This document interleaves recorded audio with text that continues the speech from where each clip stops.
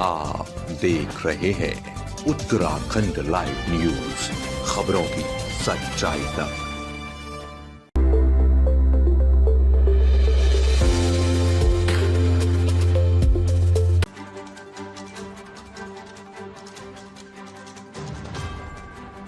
विभाजन विभीषिका स्मृति दिवस पर सीएम धामी का संदेश, शहीदों के बलिदान को कभी ना भूलें। उत्तराखंड के मुख्यमंत्री पुष्कर सिंह धामी ने विभाजन विभीषिका स्मृति दिवस के अवसर पर उधम सिंह नगर में आयोजित कार्यक्रम में वर्चुअल माध्यम से शिरकत की। इस अवसर पर उन्होंने विभाजन के दौरान शहीद हुए लाखों लोगों को श्रद्धांजलि अर्पित की।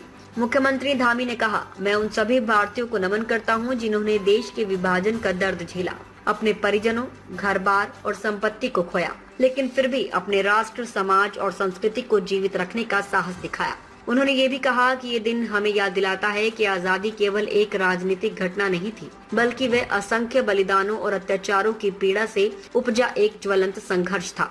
हमें उन वीरों के स्मृति को सदा जीवित रखना है जिन्होंने अपने लहू से देश की मिट्टी को सींचा। मुख्यमंत्री ने भावुक स्वर में कहा। कार्यक्रम में सीएम धामी ने सभी नागरिकों से अपील की कि वे इस दिन को सिर्फ स्मरण के रूप में नहीं, बल्कि राष्ट्रीय एकता और समर्पण की भावना के प्रतीक के रूप में अपनाएं।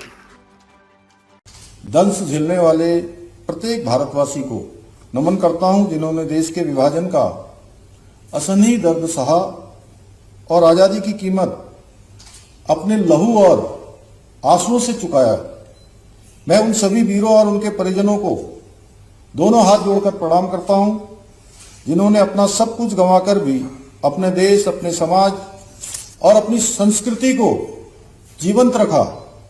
ये मेरे लिए अत्यंत गर्व का विषय है कि मुझे आज विभीषिका का दर्द झेलने वाले सभी सेनानियों को संबोधित करने का यहाँ से सौभाग्य प्राप्त हो रहा है।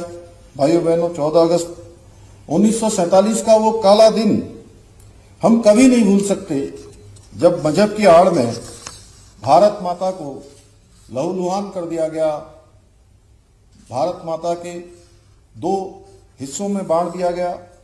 जहां 1 और 15 अगस्त 1947 को पूरा देश आजादी का जश्न मनाने की तैयारी कर रहा था, उससे ठीक एक दिन पहले ही देश का हृदय चीरकर उसे 2 टुकड़ों में बांट दिया गया। ये दिन हमारे इतिहास का वो काला अध्याय है जब करोड़ों लोगों को विभाजन की विभीषिका से गुजरते हुए अपने घर, अपने गांव, खेत खलिहान, दुकान, व्यापार, यहां तक कि अपनों से बिछड़कर शरणार्थी के रूप में जीने को मजबूर होना पड़ा।